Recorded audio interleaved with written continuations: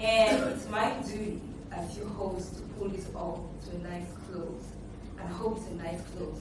I spent so much time trying to curate this thing, I think I forgot my own line. So we'll see how the next 20 or 30 minutes go. So this has been tremendous. We wanted to talk about the creative force of women and the importance of creativity in the things that we do. But I did not want to forget what the overall theme for this conference was, which is daring to dance. Taking risks. So I'm not going to spend any time at all talking to you about why it's so important to take risks. Because I think everybody in this room is sold on that idea. How do I know you know that risk is important? I'll tell you how. How many of you took a flight to get to Accra today? How many of you flew here for this conference? Raise your hand high and proud. All right, the vast majority of you. Let me tell you what you just did. You paid probably an obscene amount of money, right, to get on a piece of metal that is shaped like a bird, that defies gravity, that is flown by a man or a woman or a group of them whose faces you've probably never seen, whose names you don't know because they're hiding in the cockpit. And yet, you turn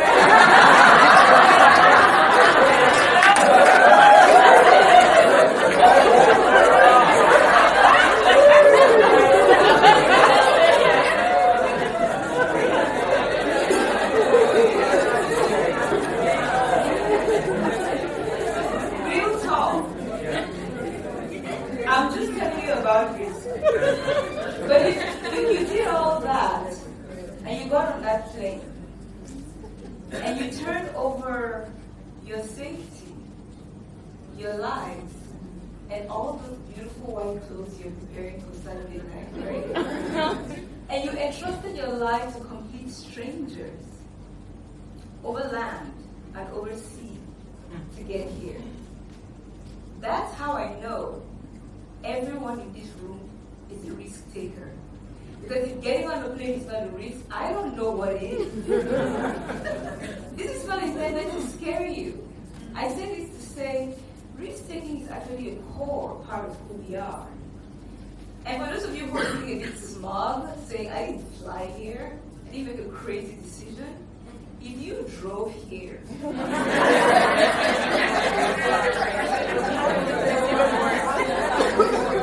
or you took your legged bend here, right, your feet, I have seen those matutus on the street.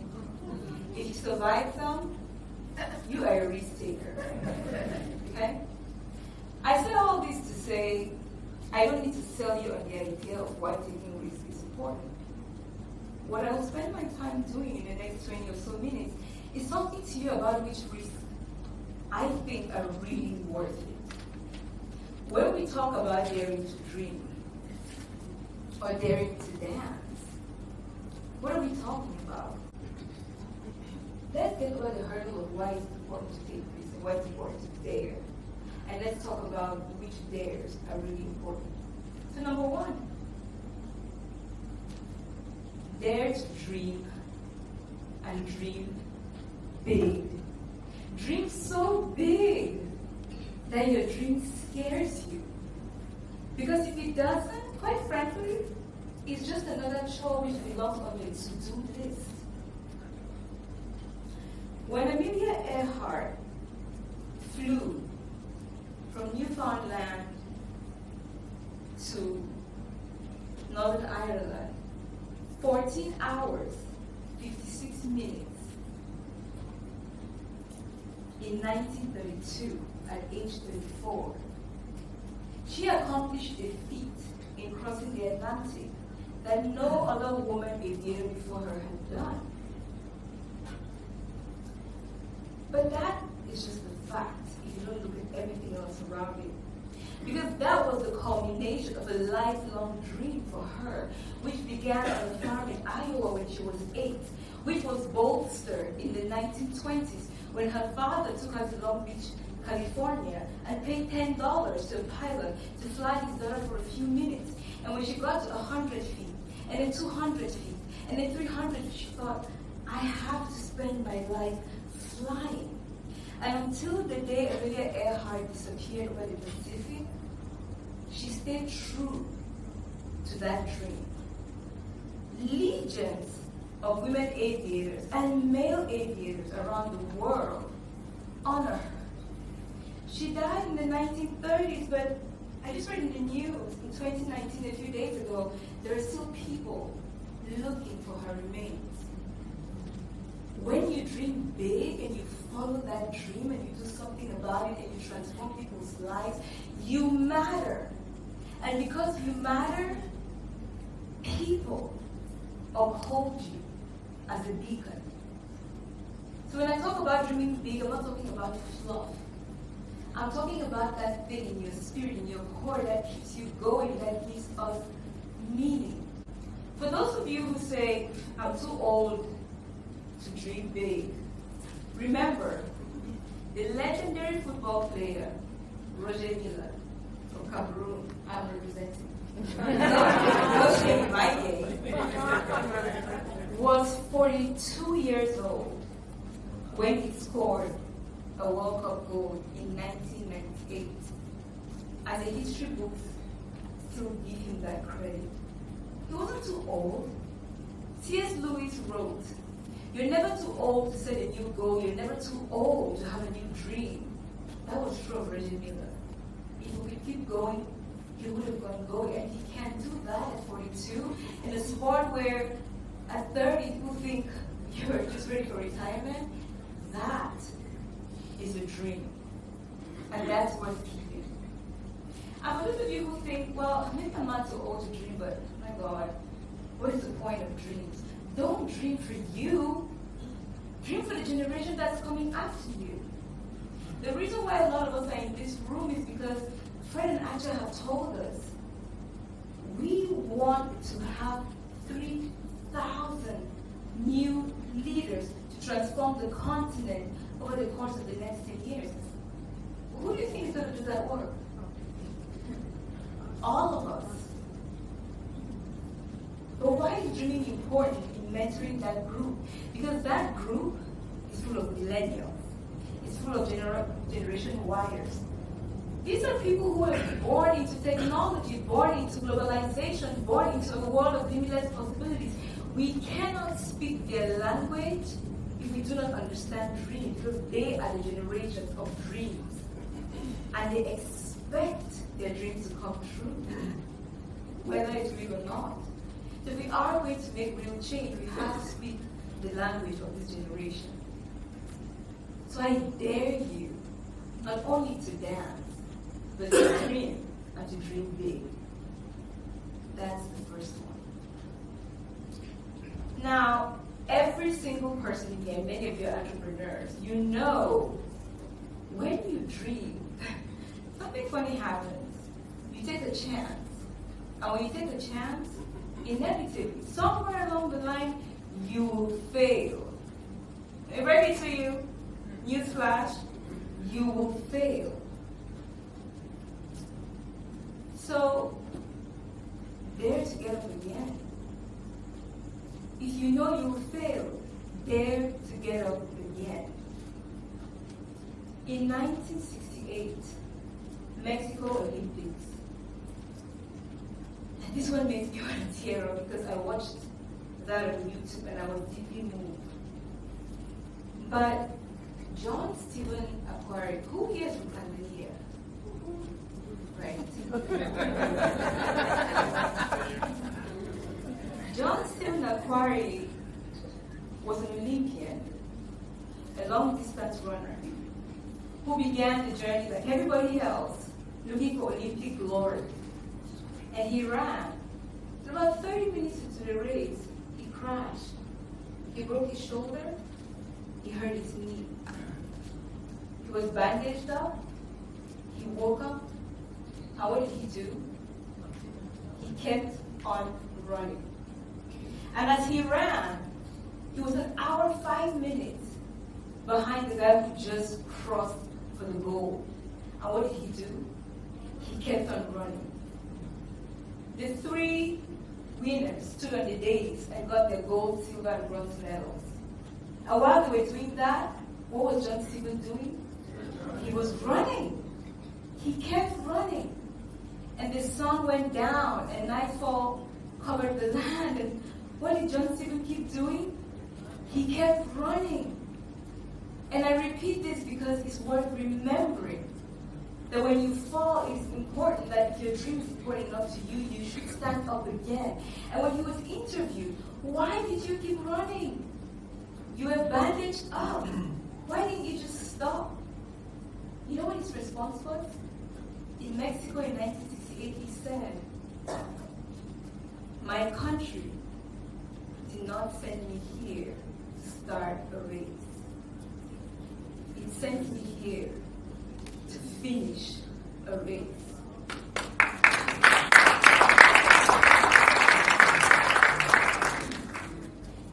If your dream is important enough, if it's big enough, if it scares you enough, every day you wake up and you want to fight for it, bandages and all.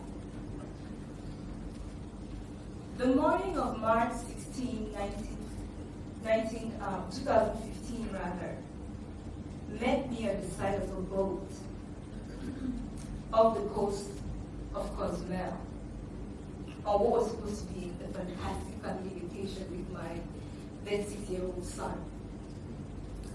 Now, I had been snorkeling 4 or 5 times before. This was not news to me. I'm not a great swimmer. I'm a graphic girl, after all, from Cameroon. You know what I'm talking about. I have no business in water. The water loves me. So every time I've gone snorkeling, I've stopped some basic rules. I have to commune with the water. I have to take permission from the ocean to get into it because I'm not a good swimmer. And I do that by stepping out of the boat through the ladder, step by step. Now I meet these 2 Mexican instructors who get us out there. It's me and my sister and my friend and my little boy and a few other people. And we're in the middle of the Atlantic. And they're telling us you have 4 stops. This was the first stop. And they said to me, well, just get in the water. You'll float. I have this thing called an intuition. I should have listened to it that day. And I watched everybody sit on the side and get into the water and float. Well, Abam's turn came. Guess what happened? Abam sat on the edge of the water and got off her butt and went straight down.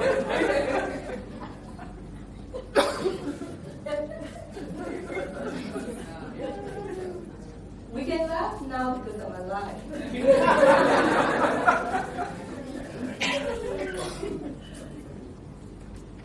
But I cannot tell you, as a person who's lost 2 babies, I cannot tell you what I was thinking when I sank and kept sinking. And these hands which have upheld me my whole life, and these feet which have held me up through everything. I cannot tell you what I felt when they failed me. And I watched helplessly as I was horizontal, when I was vertical when I should have been horizontal. And a few feet away, I could hear my son. I couldn't reach him. I couldn't reach anyone. I just sank. And I kept sinking. And I knew it was bad when water started entering my snorkeling gear. And after a while, everything went deadly silent. You know the kind of quiet where you know maybe you're about to cross to the other side, but you're not ready. I thought, my God, the ocean is so beautiful. There must be a God. Somebody made this. That's what I thought and what I thought in my last moment. And then I thought, is this how it ends? Really? No big drama? Nothing fancy, a drowning? God, this sucks.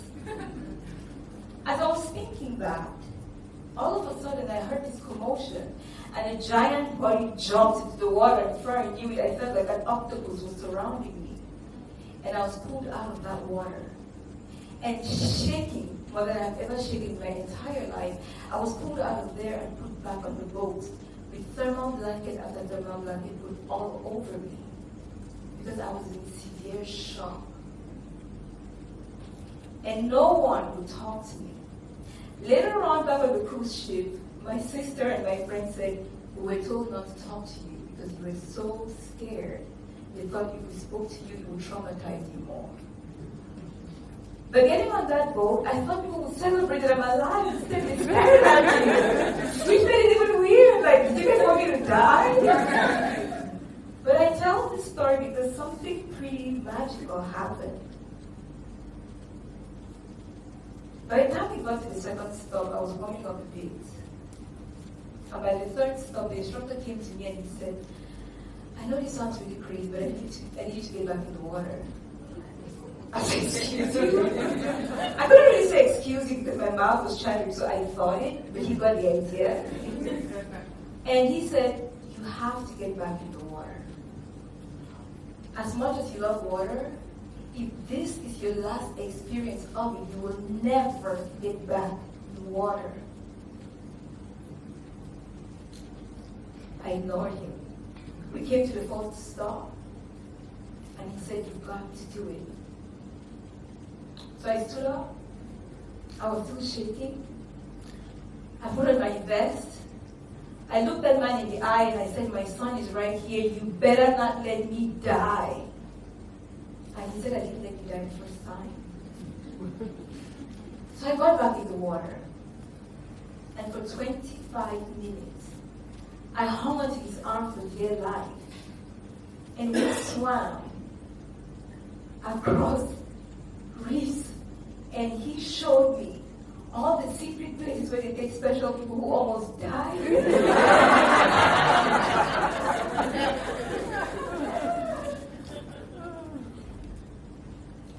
But that taught me that you fall down, if it matters enough to you, you stand up again. Because sometimes your life depends on it. Dare to fall. But please, by all means, dare to stand up again and again and again until you get it quite right. There's something we tell people oftentimes. Dare to ask for help. We're not good at it. I need help is one of the most difficult phrases you can say. Because, when you say, can you help me? The you is you. It's focusing on what you can do. But when I say, I need help, I am the center of that question. And it exposes my vulnerability, right? So we don't like to say that. So we tell people when we say take chances, take risks, we say take a risk and ask for help. I'm here to tell you something a little bit different. I don't disagree with that, but I want to tell you something different. The people asking for help are not asking help from themselves, they're asking help from the rest of us. So my dare to you on this one is, dare to be the kind of person you would want on the other end of the phone line when you need help. Get it? Dare to be the person who answers the call that you make when you need help. Because the primary reason a lot of people don't ask for help is because they fear rejection. They fear judgment. They fear laughter. They fear being belittled. So if we really want people to get the help they need, we have to be a community of people who makes it okay for people to ask for help. It's not good enough to tell people ask for help, but on the other line, they'll get ridiculed. Dare to be the person you want on the other end of the phone line when you call for help.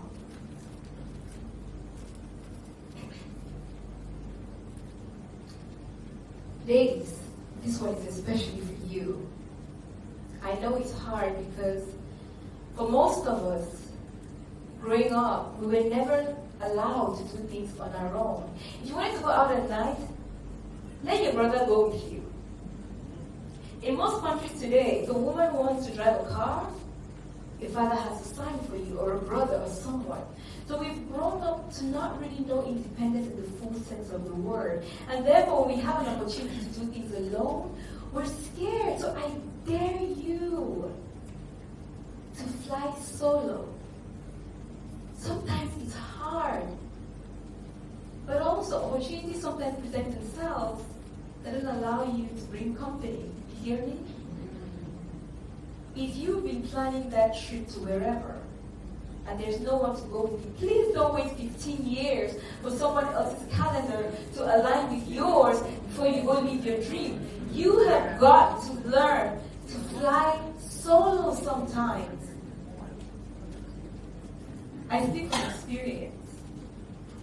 The first time in my life I ate dinner alone outside of a home context was in Rome. I sat there, and I did not stay in my hotel room. I went out, and I ordered dinner at a restaurant, and I sat there, and I felt all the things most of you feel when you eat alone. I felt shame. I felt lonely. I felt they're judging me. They think, again, I don't have friends. They think no one thinks I'm attractive enough to sit with me, but I sat through it, and that made all the difference.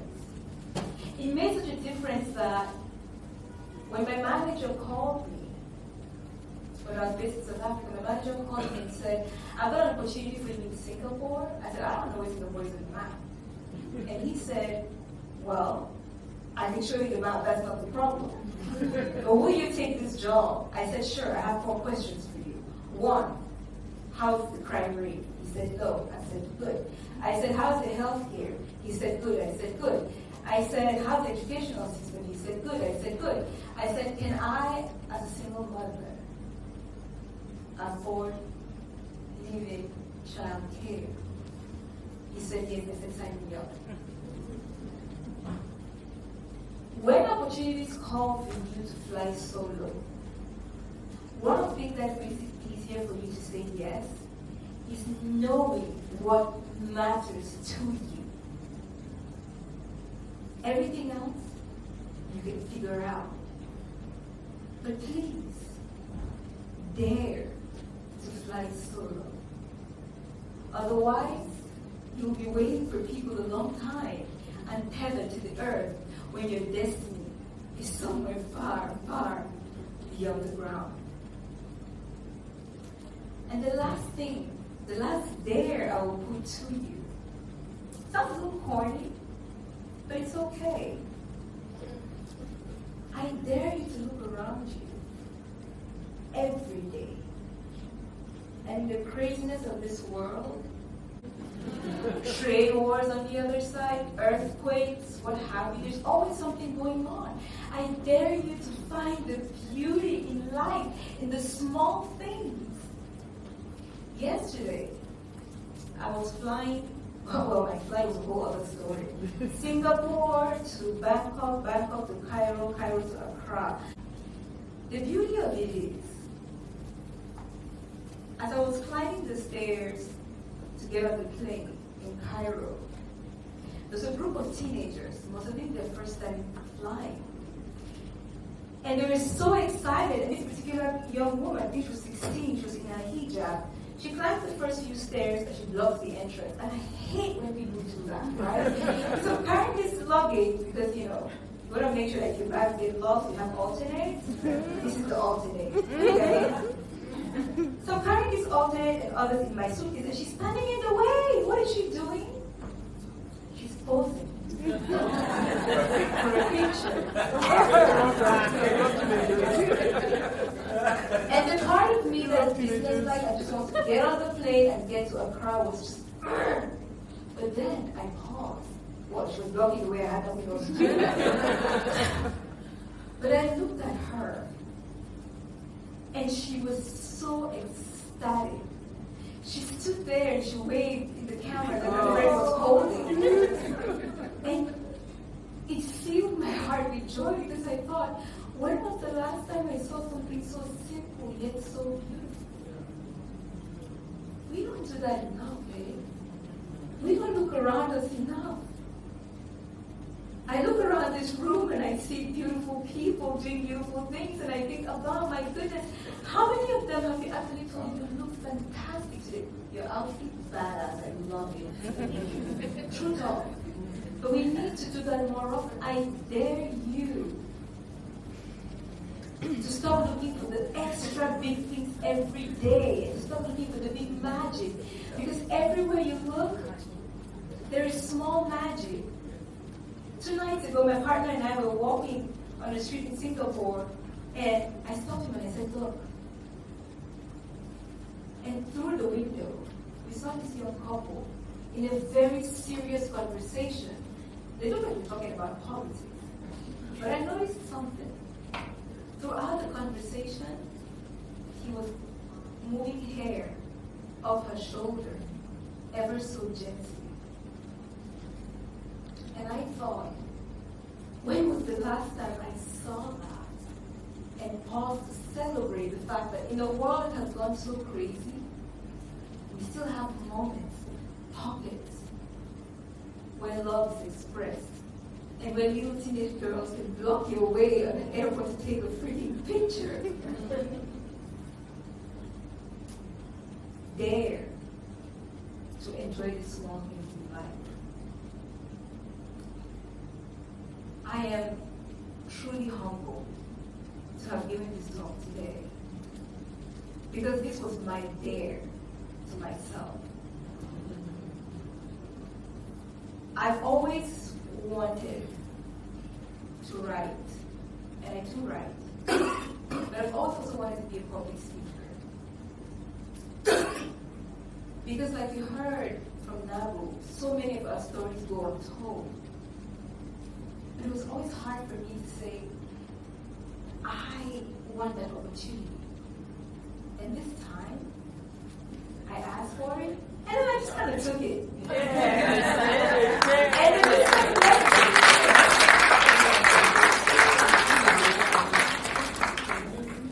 so take a chance.